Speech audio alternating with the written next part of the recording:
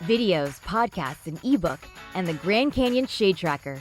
Be sure to check out all our completely free resources at brightangeloutfitters.com. Bright Angel Outfitters was born out of a love for the Grand Canyon and exists to help you hike your best hike. Find it all at brightangeloutfitters.com.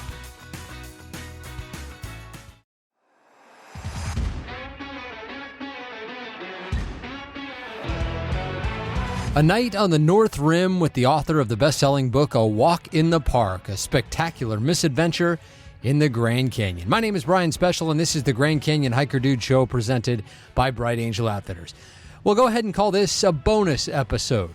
On a recent Friday night at the North Rim, Kevin Fedarko gave a talk on his book and his love of the Grand Canyon. Kevin is quite the storyteller, so I thought you would want to hear it in its entirety, the whole presentation. Now, the audio quality is not up to our typical standards. We tried putting a mic on Kevin, but because it was interfering with the mic he was using to address the room, that plan was scuttled. But here he is, Kevin Fedarko, from the auditorium at the historic Grand Canyon Lodge on the North Rim, in front of an audience of over 100 people. This is the Grand Canyon Hiker Dude Show, presented by Bright Angel Outfitters.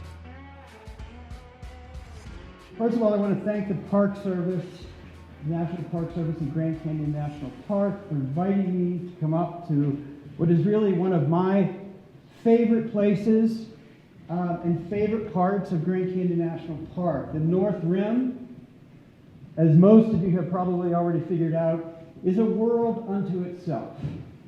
There's a lot less visitation up here. The vibe is somewhat different from the South Rim. The ecosystem itself is unique to Grand Canyon National Park.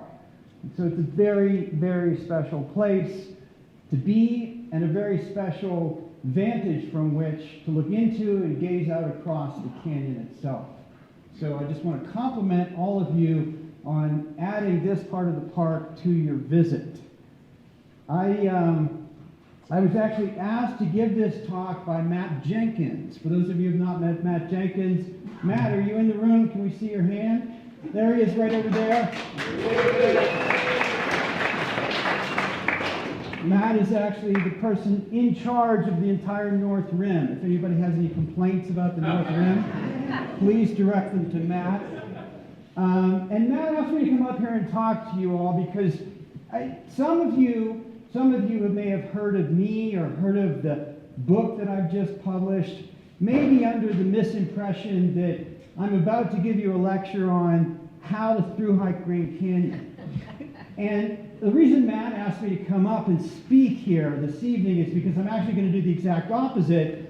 I am an expert on how not to thru-hike the Grand Canyon.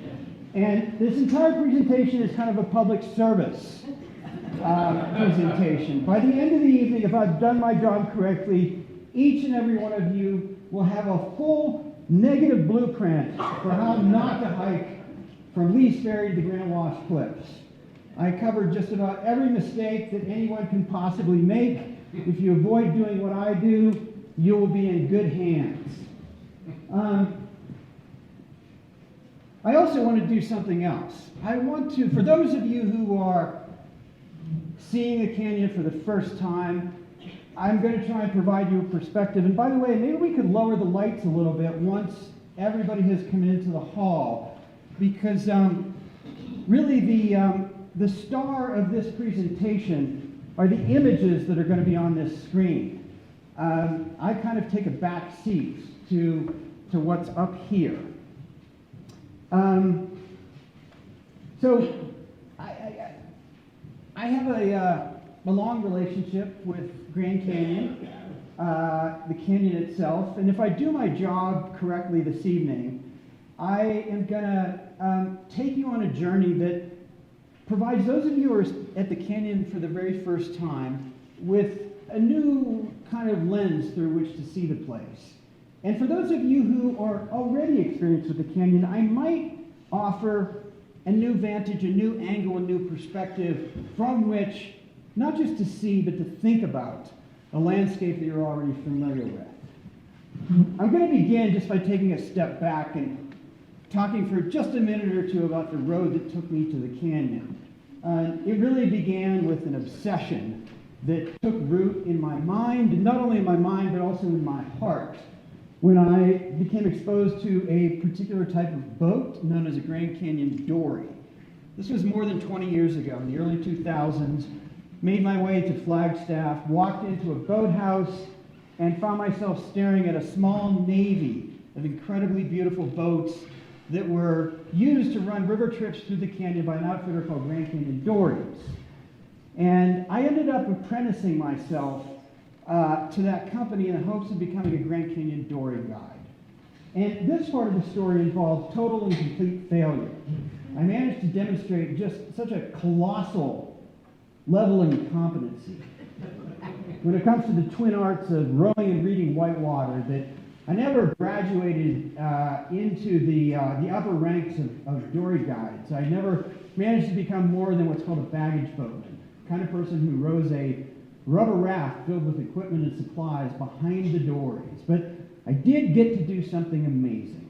I did get, for the better part of 6 summers, to sit around the campfire and listen to the river guides of the Grand Canyon do the only thing that they do better than rowing whitewater, which is to tell stories. Tell stories about the place deep inside this chasm that stretches just off of my left shoulder. These people would tell stories, and they would weave a kind of a tapestry of oral history about the canyon itself. And the longer I spent sitting around the campfire listening to these stories, the more I realized that so many of them revolved around and were connected back to what was one big story. It was the story of a legendary year on the Colorado River, 1983. For those of you who are familiar with it, you will know that that is the year that marks a historic flood that took place as a result of some rather apocalyptic weather events. The largest El Nino event that we had on record at the time, a snowpack that melted and came rushing out of the southern Rockies at an unprecedented rate, overwhelming the Glen Canyon Dam and creating a huge flood inside of Grand Canyon. It's the story of 3 river guides who decided to use that flood as a kind of a hydraulic slingshot to propel themselves in a little wooden boat called the Emerald Mile through the canyon faster than anybody had ever done in written history. And so this story of failure, my inability to become a Grand Canyon river guide, the tail end of that story is the story of a book that came out of that experience. A book whose title was taken from the name of the boat itself, and which really represented, on the surface, a kind of turbocharged adventure story, a speed run through America's most iconic and premier national park. But really, more than that, was it kind of it's kind of like a 430-page love letter from me to the hidden world of whitewater and wooden boats at the bottom of the Grand Canyon. I poured everything I knew and had learned about the canyon, the biology, the geology, the hydrology, the meteorology, poured all of it into the pages of this book. And when it came out in May of 2013, paperback in the following spring, 2014, I kind of consider myself an expert on the bottom of the Grand Canyon. And I was also preparing to do what writers do. You know, what we do is we spend years immersing ourselves in and drilling into a subject that has interested us, fleshing it out, detailing it, chronicling it across the arc of a story. And then we put the book into the world and we prepare to move on to the next thing, whatever that's going to be. I didn't really know what the next thing was going to be. I thought it might be another landscape, maybe somewhere up in the Pacific Northwest, maybe Alaska, maybe off the coast of Maine. But I knew it was not going to have anything to do with the Grand Canyon. I figured that the Grand Canyon was a subject that I was done with. And by the way, I'm just going to catch up here with a few images. These are the boats that seduced me, the Grand Canyon dories. This is an example of the kind of hydrology that you see deep inside of Grand Canyon. And the landscape itself. for those of you who have never ventured out into it on foot, is just one of the most epic landscapes that we have anywhere in the world. So as I said a moment ago, I kind of figured that I was done with the Grand Canyon. What I did not realize was that the Grand Canyon was not done with me. And that message was delivered to me by a very problematic and deeply troubled individual by the name of Peter McBride. And for those of you familiar with Pete, Pete McBride is an unbelievably talented National Geographic photographer and filmmaker who has a number of extremely challenging personality traits, which I find incredibly annoying. We've spent many, many years working together. The one that I sometimes think bugs me the most is his absolute insistence on milking each and every moment for its maximal yield in terms of fun, regardless of where you happen to be at that time, even on the back of a yak at Everest Base Camp.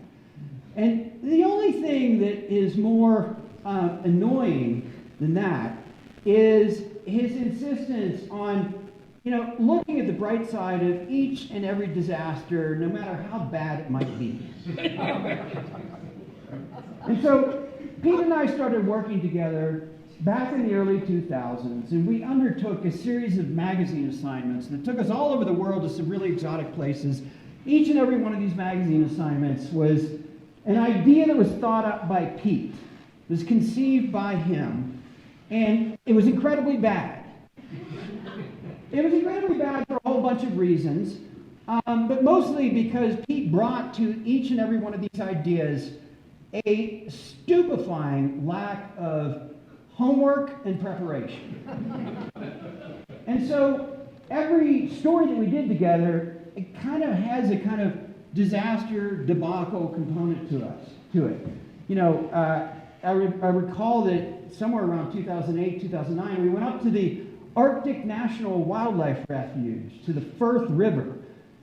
This is a river that actually is in Canada, but it is very important because it flows north into the Beaufort Sea, and it is the best vantage point from which to witness and chronicle the migration of the porcupine caribou herd, the largest herd of charismatic megafauna on the face of the North American continent. And you would think that two National Geographic journalists over the course of about 3 weeks in the Arctic would be capable of actually finding the porcupine caribou herd.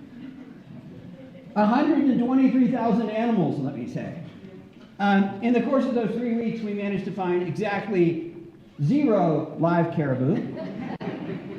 And as I was later informed by a fact checker at the magazine into which we sent these images, the only set of horns we found actually belonged to a moose. Wasn't long after that Pete convinced me that what we needed to do next was to head off to the Republic of Georgia in the Caucasus Mountains for some exotic skiing opportunities. What he wanted to do was for the two of us to poach some sick backcountry lines in the Caucasus, in the border between the Republic of Georgia and the Republic of Chechnya, which was at the time a war zone.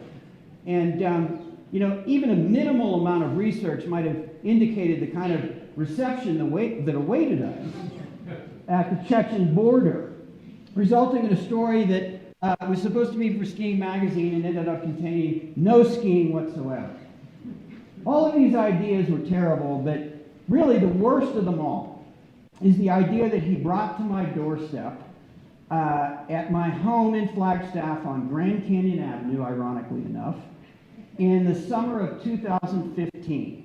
And I could spend a few moments delineating this idea, but rather than that, I think what I'd like to do is try to bring Pete into the room and have him present this idea to you in his own words. I'm going to try and turn the microphone on and see if we can make this work. I'm not sure I really like hiking that much. With a heavy pack and no guarantee of water, it's hard, stressful, and very slow.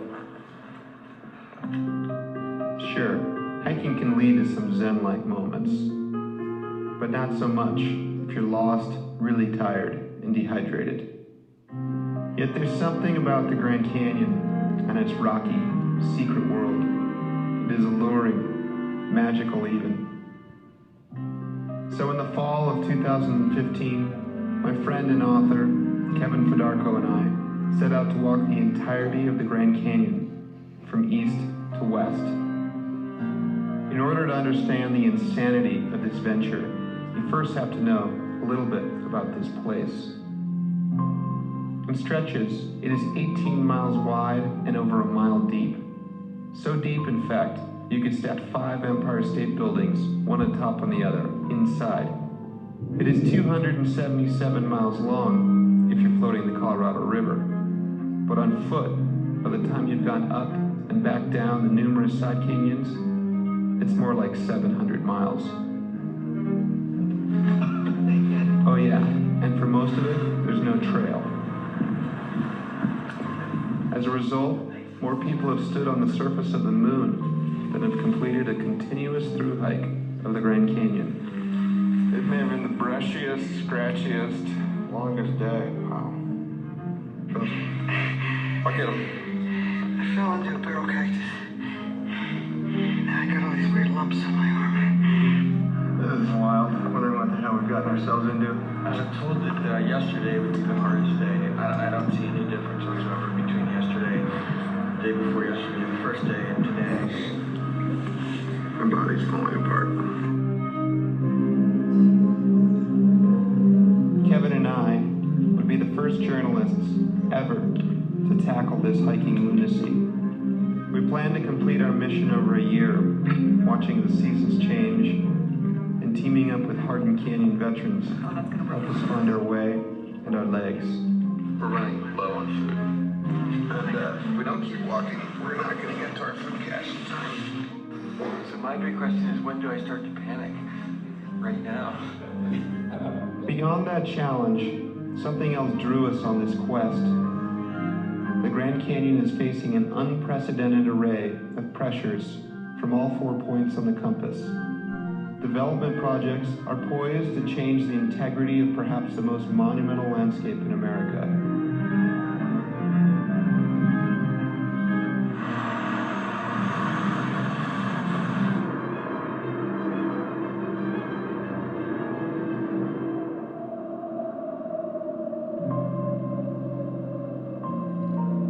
This is the most protected place in the world.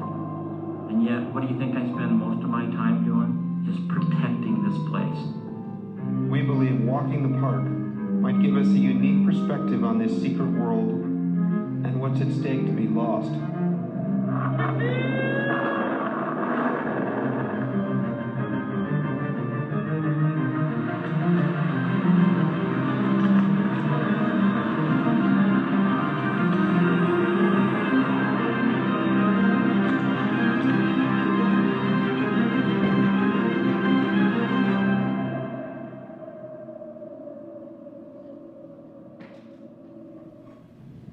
Okay, so that's kind of the gist of the idea that Pete came to me with and laid before me. And some of you were probably wondering, well, if Kevin was so unprepared, how did Pete talk him into this? And, you know, the short answer is, he lied. Pete's really, really good at, he's very charismatic, he has a kind of larger-than-life personality, and among his many gifts is the ability to talk people into things that they have no business doing, seducing them into it. And the way that he seduced me into this was by telling me, and this is a direct quote, by the way, "Dude, you want to know the best thing about this whole project?" And I was like, "Yeah, I would." And he said, "We don't even need to get in shape for the hike." And I was like, "Really?" And he'd explain. He said, "Yes, man, because the hike itself is the thing that's going to get us in shape for the hike." And the only thing worse about that, worse than that lie, was my response, which was, "That makes sense." That's the first lie he told. Here's the second lie. He told me that it was kind of going to be like a walking equivalent of a river trip. You know, it was going to involve the two of us just strolling along these relatively flat sandy beaches next to the river, bathed in tangerine-colored light, with plenty of time for me to write profound thoughts and poetic insights into my notebook. And it will give you an idea of the magnitude of that lie when I explain that there is about 250 yards inside of the bottom of the Grand Canyon that looks like this. The rest of it looks like this. This is one of, if not the most broken, shattered, fragmented pieces of topography that we have in America. And I could spend the rest of the time that I have with you this evening kind of going into and delineating and telling you all about the challenges that you confront the moment that you begin trying to move through a landscape like this on foot with a 45 to 55 pound backpack. I could tell you that, in the absence of a trail, you must pick your way along what are often very, very thin ledges. And the further those ledges carry you up away from the river, the higher you get inside the canyon, the greater the consequences become in terms of making a mistake or a misstep. I could spend some time talking about the hostility of the environment, how each and every living thing out there, from the insects and the reptiles to the plants themselves, even the botany is just incredibly hostile and seems bent on wanting to sting or cause pain in some way. I could go back to the business of the ledges and say that the problem with those ledges is that they give out after relatively short distances. And when they do, you must begin scaling the walls of the canyon, or you must pull out from your pack your ropes and your harness and your helmets and rappel down and find a new system of ledges. And in that way, you piece together one ledge after another like pieces in a jigsaw puzzle to assemble a route that will enable you to move laterally through the canyon. And I can say that the toll that is taken by all of those things, the hostility to the environment, the difficulty of movement, is so great that sometimes this is what your face looks like 10 minutes after breakfast in the morning. On day 2. I could spend a little bit of time talking about the temperature, how it is 105 degrees at night, and in the summertime 120 degrees during the day, and how when you're up on that system of ledges, unable to access the Colorado River, the greatest river in the American Southwest, a river that supplies more than 40 million people in cities like Tucson, and Phoenix, and San Diego with drinking water, the search for water becomes an existential challenge. And then I can talk a little bit about just the nastiness that occurs in your body, particularly your feet, and how this is what Pete and I's feet looked like. It looked as if we had been given a pedicure with a belt sander, and how it took the Grand Canyon so little time to take our confidence and our hubris and punch a hole in it so deep that at the end of 5.5 days we had collapsed. We were broken in half.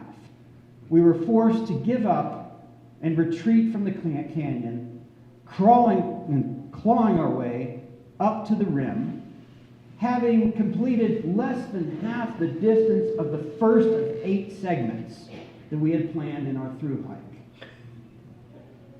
Retreating back to Flagstaff with our tails between our legs and having an argument about which one of us was going to call up our editors at National Geographic headquarters in Washington, D.C., because I failed to mention this is an assignment for National Geographic, and explained that if they wanted to complete this project, if they wanted to continue to tell the story of a through hike of the Grand Canyon, an informal inventory of the secret treasures and wonders that are invisible from the rims of the canyon or the river, as a means of celebrating the upcoming centenary of the National Park Service, which was going to be celebrating its 100th anniversary in 2016, they were going to have to recommission that story and hire out a couple of kaibab squirrels or some other creatures capable of moving through this environment. And then I could talk a little bit about the miracle that occurred. The fact that there was a group of deeply passionate long-distance backpackers and boatmen, people who care about the Grand Canyon, people who wanted the story of the canyon told, who rallied around us in Flagstaff and put us through really what is the equivalent of a hiking makeover. How they spent about 6 weeks, redoing every aspect of our program. Redoing our packs and the gear that we carried with us, our nutrition program, the meals that we had planned, our maps, and the routes that we were intending to take, and how they then appointed from amongst themselves what were essentially minders and babysitters who were going to go back into the canyon with us and basically pull Pete and I through the canyon like a locomotive pulls a caboose. I could tell you about how they pulled us back into the canyon in December, just as the weather was beginning to change, and some of the great winter storms that sweep over the canyon were making their way into this landscape, and how they were driving the temperatures down at night below 5 degrees so that we would be huddled inside of our tent with our water bottles clutched beneath our armpits and between our legs to keep them from freezing.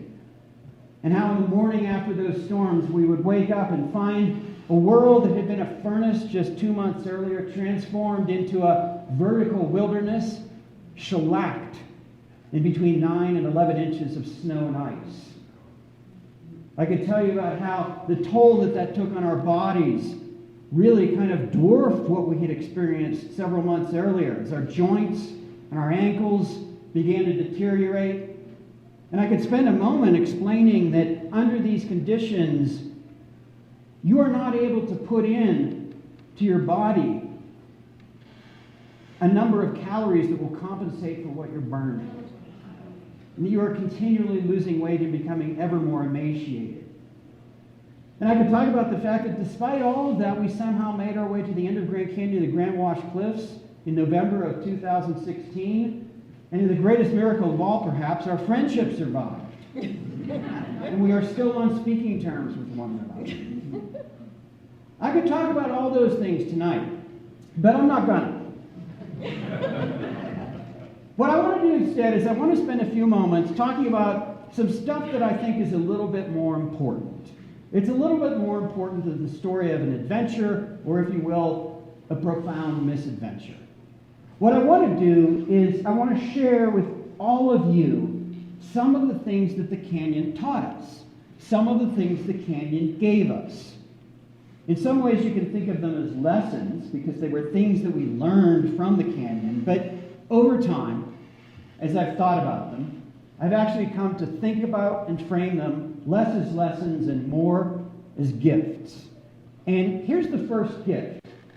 It's a gift that occurs each and every night, right around sunset. And it underscores something important. It really underscores something important in the form of a question, which is, how do we think about and frame and articulate the wonders that this place contains and has to share with people who venture into it or gaze into it from the rims? What do we all do when we think about Grand Canyon? This is it right here. When we think about what makes this place special, when we try to articulate that to others, when we explain it, when we put it into words, we refer first of all to color. And then right after that, we begin talking about line and texture and profile. And then maybe shading and depth and scale. And eventually we might start talking about how all of those elements can blend together at certain very special places inside of Grand Canyon in a way that enables what you encounter to transcend mere geology and approach something that's closer to art. It's a remarkable thing. But what it also is all of this is an enterprise that we all engage in that involves reaching into the toolbox of the vocabulary of the eye. Right? Everything I just shared with you, everything I just expressed, has to do with stuff that you can see. But here's the thing, the longer that Pete and I spent inside of this place, and the more deeply we connected with it, the more we found ourselves wrestling with what struck us as a rather radical idea. It's the idea that what we responded to at the most profound level was not visual, it was auditory. I'm talking about the deep and dense and crystalline stillness and silence that governs so much of the space inside of this abyss. I'm talking about the manner in which that stillness and silence can open up a space inside of you, if you will, a miniature Grand Canyon, and pour into it a sense of tranquility that will enable you to do things and engage in things that we find increasingly more difficult in what those of us who spend time inside of the canyon think of as the world beyond the rims. Because the world beyond the rims is a really noisy place. We were struck by the possibility that perhaps the greatest treasure, certainly the least appreciated treasure, and absolutely the most fragile treasure inside of Grand Canyon is the silence. That was the first gift. Second gift is something that was handed to us each and every day at a moment I just mentioned a few slides ago. It's when the sun is just about to disappear beyond the rim rock to the west, and as it does so, it takes the upper strata of rock inside of the canyon, the highest layers of rock, the youngest layers of rock, and it paints those layers of rock gold. It gilds them in a copper-colored light so gorgeous that it appears to turn stone into liquid. And this was my absolute favorite time of the day, because this is the moment that marked the time when, well, we could finally stop walking. It was the moment when I could take off my pack and, remove my gear. We could begin setting up camp. We could get dinner going, pull out our sleeping bags, and then do something that had not happened before dawn, which was just lie back and take stock of everything that surrounds us. And so often, Pete and I found ourselves camped on these amazing ledge systems in the middle or in the western part of the Grand Canyon, ledge systems whose names are familiar to people who've been down there, the Tonto, the Esplanade. These are ledge systems in which we were perched 2,000, certainly 1,500, sometimes 2,000, sometimes 2,500 feet above the bottom of the canyon, and 2,000 feet below the rims of the canyon. And out there on those ledges at this hour, we could hear something. And by the way, this is when the color palette begins to change. This is when the oranges and the roses of sunset began surrendering to softer tones. The purples, the lavenders, the gentians that herald the approach of twilight. And as we lay back on those ledges, we realized out there, partly thanks to the stillness, that we could hear a sound that we're not supposed to be able to hear in the desert. It was the sound of moving water. It was the sound of the Colorado River, the greatest river in the American Southwest, the tool and the instrument that carved and shaped and sculpted and honed and polished the Grand Canyon itself, continuing to move through the bottom of that abyss and doing its work. And as we lay back and we listen to the music of the sound of moving water emanating up from the depths in twilight, we would gaze up and we would realize that the Grand Canyon is graced not by one river, but by two, because each and every night there was a second river that appeared before us, high above us, as the stars began to come out. It was a ribbon of starlight whose shape in the sky, every bend and bowknot, every camber and curve, by virtue of the fact that that shape was created by the rims of the canyon, meant that that river in the sky The shape of that river in the sky perfectly mirrored the shape of the river below. And as darkness arrived, Pete and I would find ourselves cupped in the palm of the hands of Grand Canyon, suspended between these two rivers, one made of starlight, one made of water. And even that maybe wasn't the most special thing of all, because there were moments, there were evenings when we were camped in places where the walls of the canyon fell back and opened up, and we were reminded that that river in the sky, it empties into an entire ocean. An ocean of not just stars, but constellations and galaxies whose size and scope and vastness are capable of triggering a fundamental realignment in one's perspective. An understanding that's delivered sometimes in the span of a single heartbeat. An understanding of just how tiny and insignificant we are in the face of all of that vastness, in the face of the forces that have shaped the world we live in and the worlds beyond it. If you were to take all of that and distill it down into a single word that represents the second gift that the canyon handed to us, that word would be humility. So just to review, first lesson is stillness and tranquility. Second lesson is humility. Here's the third lesson. Third lesson is what happens when so many of us, including myself, step to the edge of this abyss and gaze into it, perhaps for the first time. What so many of us do is we look out into and across this ocean of bare, naked, and seemingly lifeless rock, and we say to ourselves, my God, how empty it is. And those of you who have spent time inside of this space, inside of this chasm, know that that's not true, because Grand Canyon is filled with life. It is a living biologic laboratory filled with reptiles and birds and fish, creatures that range from the great horned owls that you can find flitting between the aspens and the ponderosas up here at the North Rim, all the way to the tarantula spiders down at the bottom of the canyon. There's an entire ecosystem of life.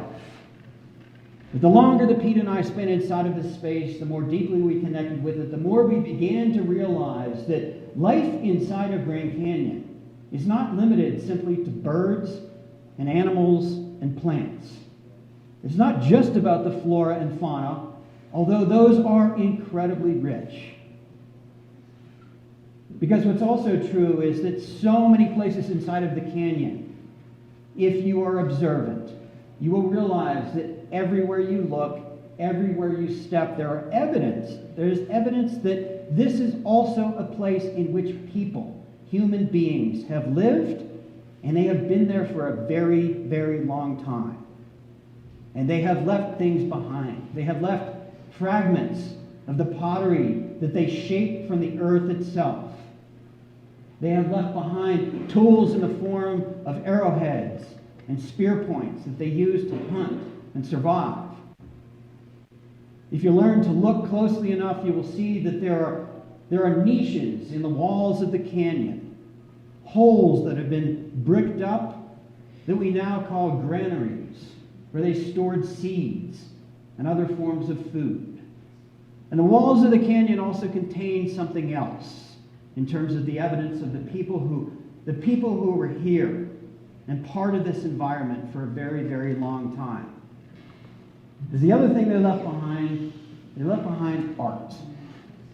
Art in the form of what we call petroglyphs, or in this case, a polychrome pictograph.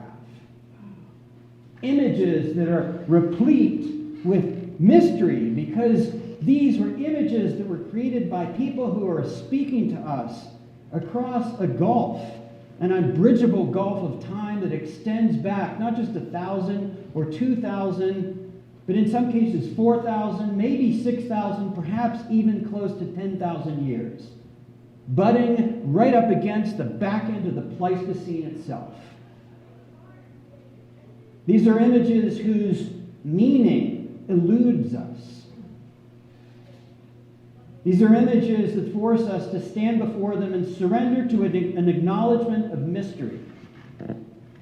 These are images that speak to the power of human art, because human art is powerful enough that it can bend the forces of time itself. And when you stand in the presence of art like this, you are catapulted back into the deep human past. And that deep human past, a past that belongs to and was created by people that we know as the Archaics, is tied to a more recent human history. A history created by what we think of as the contemporary tribes of the canyon. And there's not just one of those. Turns out there's 11 of them. From the Hopi and the Zuni, who occupy the eastern portions of Grand Canyon, particularly along the mesas and sections of the Painted Desert, to the 5 bands of southern Paiute, who stretch all across the arc of the north rim of the canyon, and far to the west, the Wallapai tribe, and back to the east again, the Navajo tribe, a reservation so vast that it encompasses the Hopi reservation within it.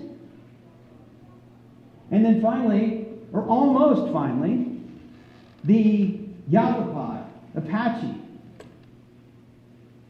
who moved into the canyon seasonally from their homelands in the south. And then deep in the center of it all, the tribe that all of the others referred to as the guardians of the Grand Canyon, the Havasupai. All of these people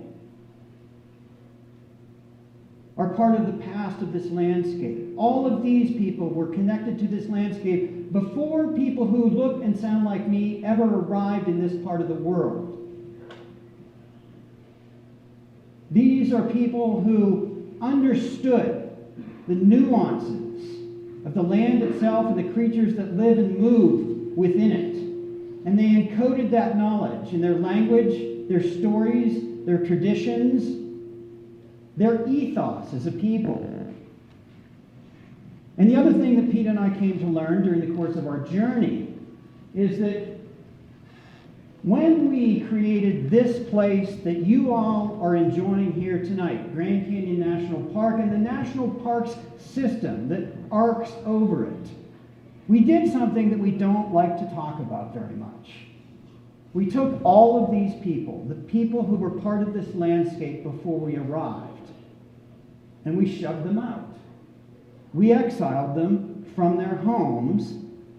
And then we did something that arguably is just as bad, if not worse. We wrote them out of the history that we tell ourselves about what this park is and why we should celebrate it. And what we do when we do all of that is we ignore and turn away from an incredibly rich and important layer of history and meaning inside the canyon. And we ignore something else as well, which is maybe the most remarkable thing of all, which is that all of these people who came before us, who form part of the past inside of Grand Canyon, they're not just part of the past, because they are still with us today. You can find them up here on the north rim or at the trailheads on the south rim, dressed in their traditional garb, eager to share their stories with you. You can find them inside the canyon and on the periphery of the canyon, performing ceremonies central to their religion.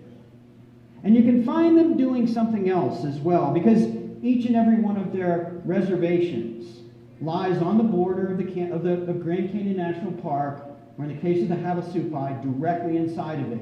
You can find them engaged in protests against things to which they object, particularly in the form of developments, uranium mining, industrial forms of tourism, enterprises that they view as a breach of the code of ethics that involve their notion of stewardship and the responsibilities that it carries with it for how the land should be treated. And here's the final thing about these people. They're not just part of the past, and they're not just part of the present. By virtue of the fact that they impart all of this knowledge and all of these ideas to their children, they are part of the future of this place as well. That's the third gift and the third lesson. That there are people who are part of this landscape, whose presence, whose knowledge, whose wisdom we have not fully embraced and acknowledged ourselves. And if we allow ourselves to do so, we are not just doing the right thing, we are enriching ourselves. We are opening ourselves up to a new perspective and a new way of understanding things that the land contains, things that the land offers, gifts that the land is attempting to hand to us. The last thing I'd like to share with you this evening is a rather modest idea. It's the idea that all of this stuff that I've talked about tonight, the gifts, the insights, ladies and gentlemen, you do not need to strap a 55-pound pack on your back and spend 14 months bumbling through the trailless and most remote reaches of this national park to touch and be touched by the things that it has inside of it that are most filled with wonder. All you need to do is what you are already engaged in, to come to the edge of this space, to move off to a quiet spot and allow it to speak to you and listen to what it has to say. So every one of the images and videos I've shared with you this evening was created by my great friend, Peter McBride. I've made a lot of fun of him this evening, but he's one of the most important friends that I've ever had in my life, and our partnership in this and many other ventures has been the highlight of my career. I'd like to thank Jesse Barden and the interpretive staff up here at the North Rim, not just for inviting me, but for the work that they do with people like all of you each and every day.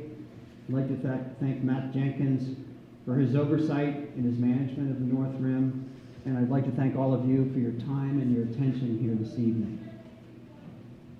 I think I've been speaking for about 50 minutes, and I don't know, if anybody has questions, we could bring the lights up. But one thing I want to say that's important, there are a bunch of people here. I know that the legendary hiking guide Doug Campbell is leading a group of hikers probably early tomorrow morning. There's a bunch of you who are doing rim to rims and you need to be in bed. So if anybody feels the need to get up and is hesitating to do so because you feel that you're being polite, please don't hesitate to do that. But if any of you have questions, please raise your hand, and I'm happy to have a discussion. And if any of you have speeches or sermons that you'd like to deliver, you're welcome to do that as well. One of the first things that the folks who were trying to get us to understand that we needed to make some fundamental changes in the gear that we were carrying and what we thought was important, what they said to us was, look, the first thing that the canyon teaches you when you begin moving through it on foot is the difference between what you want and what you need. And there's a distinction between those two things that is blurred if you are moving from Lee's Ferry to the Grand Wash Cliffs on a 2-week river expedition. Because, regardless if you're on a dory trip or you're in 16-foot oar rafts or you're on a 37-foot motor rig, you're going to have coolers filled with ice that have T-bone steaks and salmon, fresh eggs, dill, and ice for your gin and tonics in the evening. And if you are part of the river culture, you will think that each and every one of those things are things that you absolutely need. When you start having to carry everything that is necessary for your survival, you begin paring that stuff down. And what we were instructed to do, and eventually what we learned to do, were to carry only those things that were absolutely essential. And I'm going to get into, this is a subject that is something that is rather delicate, but I was not able to practice this, but many of the hikers that we were hiking with will not even carry toilet paper. They will use moss and leaves, and it's not just the weight, but the space that's occupied by toilet paper that is deemed too much because it is not what you need. It is not what you want. It doesn't fulfill the requirements of what you truly need. So we were absolutely ruthless in reducing our weight. We carried 2 pairs of underwear, 1 pair of shorts, 1 pair of pants, 1 t-shirt. You can carry about 8 days worth of dehydrated food. And every other object you carry has to fulfill at least one and sometimes multiple functions. If you are carrying trekking poles, you're going to be using those trekking poles for your tent support in the event of a storm. Many pieces of gear have multiple functions. And the final thing that we were told by the people who were acting as our advisors and teachers and guides is that most people who do long distance backpacking in extreme environments like Grand Canyon will allow themselves one item of luxury, one thing that they don't necessarily need, they just kind of want. And in my case, the object that I ended up bringing along was a patch of foam about 8 inches by 8 inches that I could sit on in camp. That was really important for me. So does that, I did realize that probably doesn't answer all of your questions, but does that answer part of your question? Okay. Any other questions? Yes, sir. The question is for people who are doing a rim-to-rim hike tomorrow, what would I encourage them to do? Probably the first, or pay attention to do, probably the first and most important thing I would encourage them to do is if their rim-to-rim experience at the end of tomorrow leaves them wanting more and entertaining ambitious thoughts of a through hike, do not use my book as a guide on how to embark on that project. I say that partly in jest, but there's an element of seriousness about it. I've tried to be kind of brutally honest about how clueless Pete and I were, how arrogant we were, and how inappropriate not only our physical preparation was, but our mindset and our mentality was. And keep in mind, because I think this is important, this is a place that I thought I knew pretty well. I had spent 6 seasons, as a failed river guide.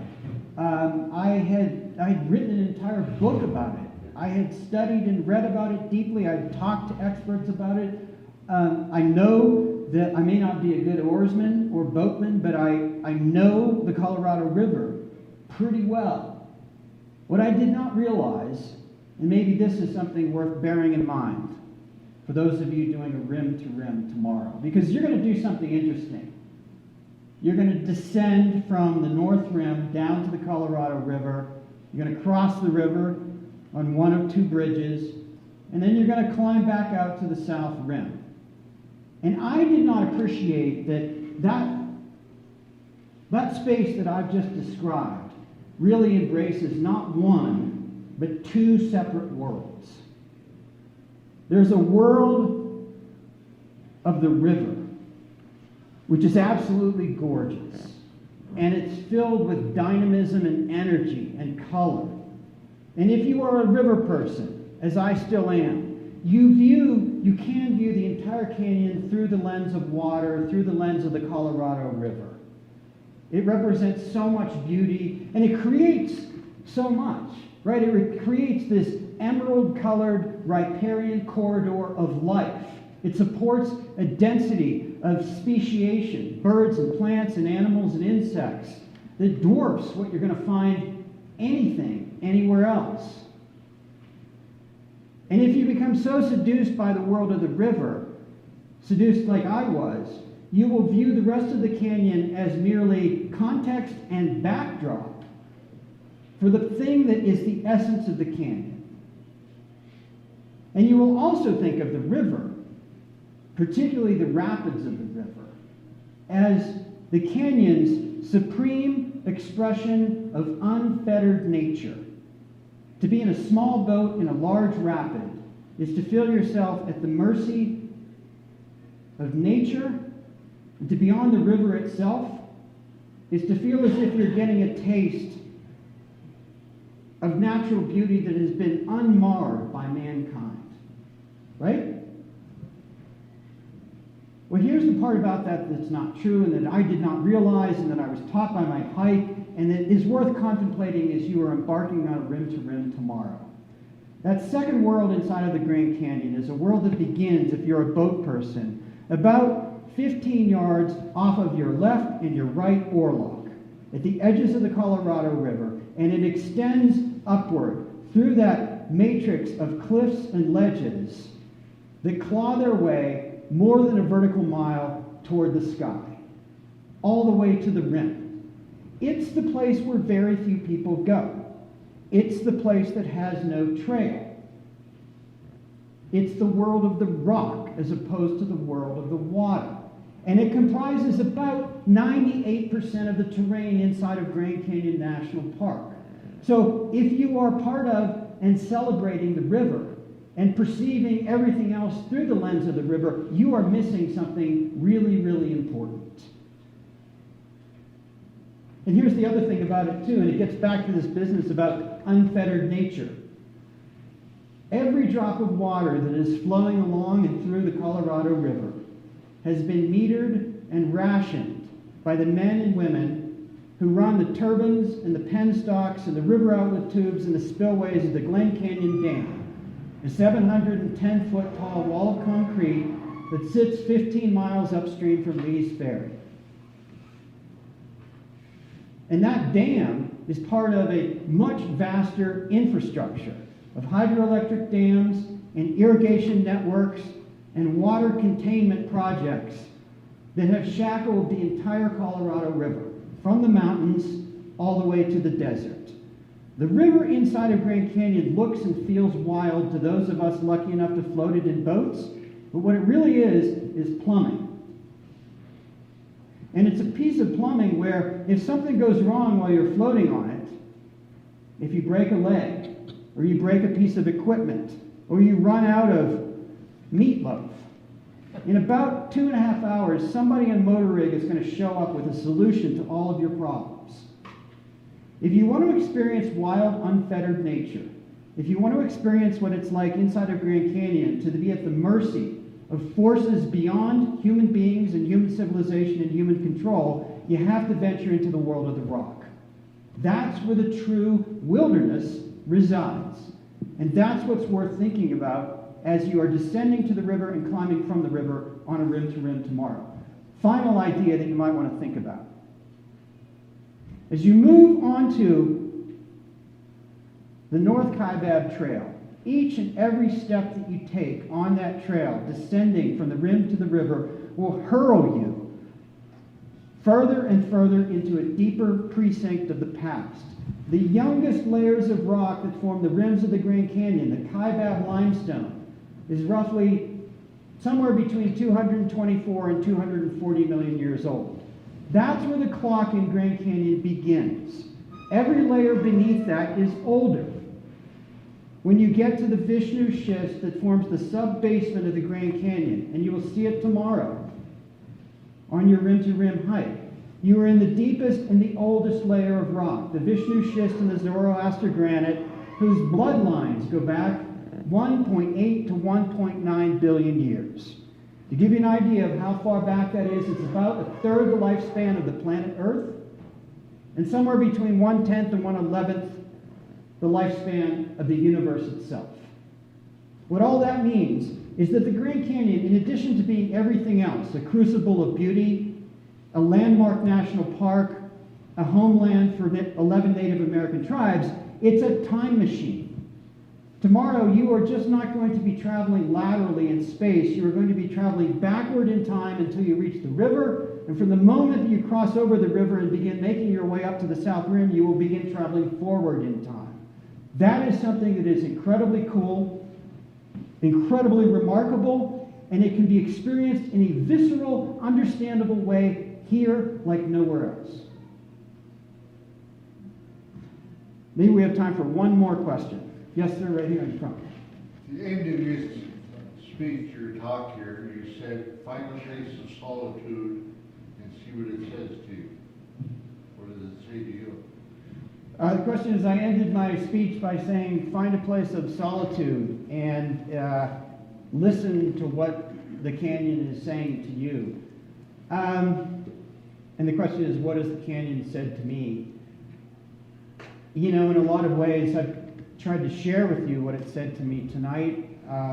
The lessons having to do with tranquility and silence, the history of the Native American tribes, but probably the thing that the canyon has said to me that I have found to be most challenging, and the thing that I have tried to listen to most deeply, is the business about the humility.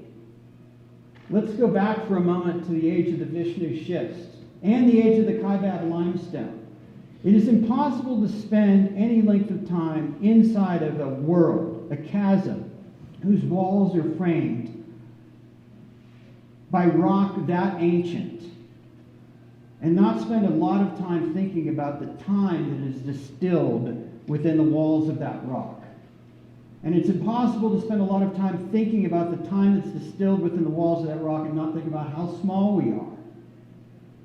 And when I say we, I don't mean like two Yahoo journalists, Pete McBride and Kevin Fedarko, bumbling through Grand Canyon. I mean all of human history, all of human civilization.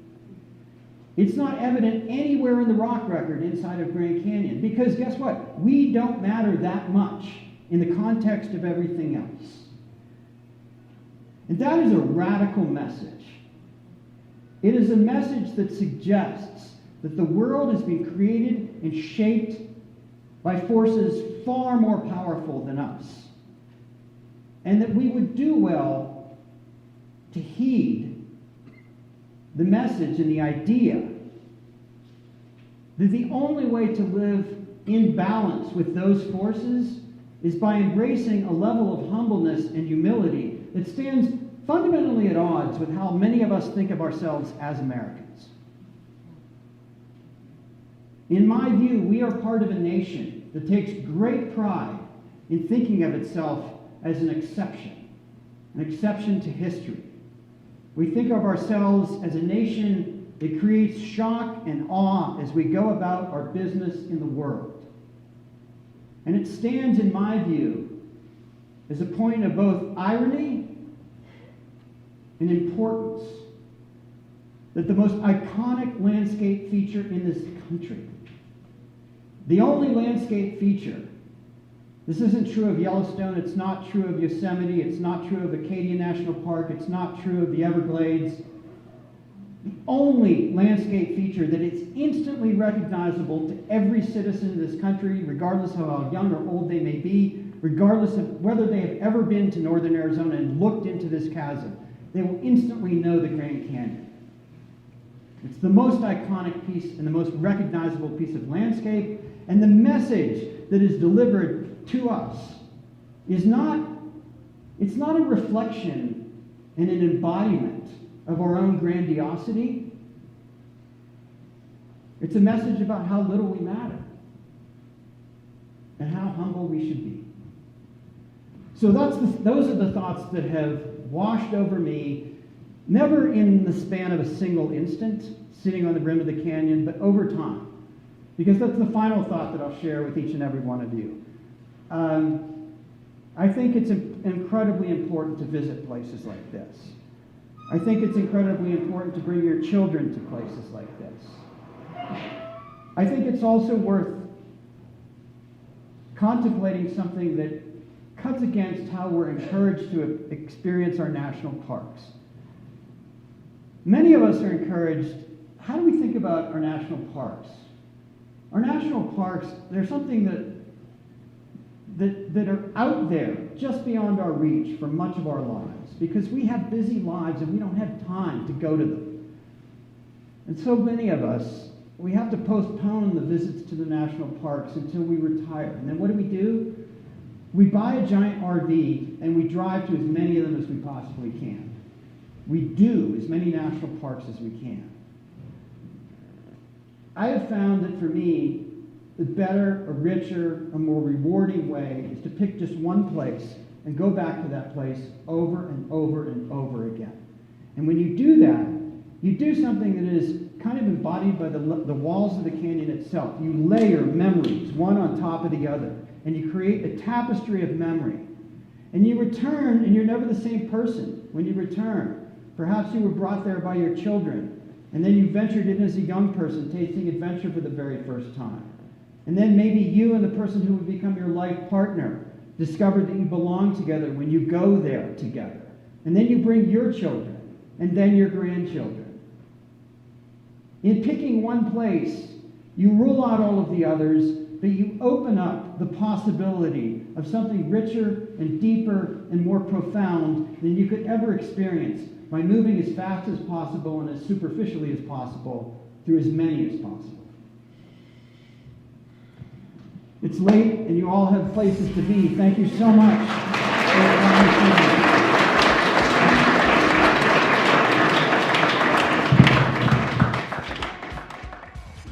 That was Kevin Fedarko. Find his book, A Walk in the Park, on Amazon or in gift shops around the park. It really is a masterpiece. Super entertaining. Just an incredible read. It's available in audio form as well. Definitely one of my favorite books and definitely the best one that I've read in 2024. But, I am a little biased. I'll admit that. Oh, and the next morning, I was one of those who did set out on a rim-to-rim adventure, which I wrote about in our Grand Canyon Hiker Dude Show Facebook group.